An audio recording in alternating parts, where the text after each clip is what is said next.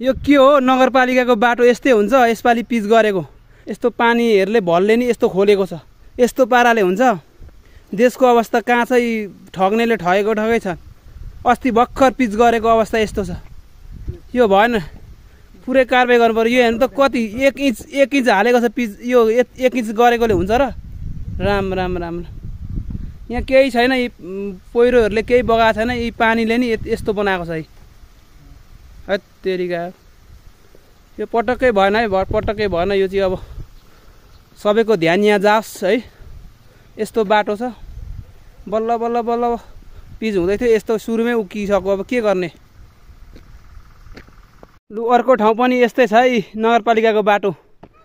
यो नयाँ बजार हुँदै फिक्कल जाने बाटोको अवस्था यस्तो छ सबैको ध्यान जाओस् हेर्नुस् यसपालिको यो आकाशको भलले नि यस्तो भत्किनु भनेको यो गरा एकदम नराम्रो हो है यो एकदम खत्तम हो सबैको ध्यान यहाँ जाओस् सामान्य भलले यस्तो बनाए हट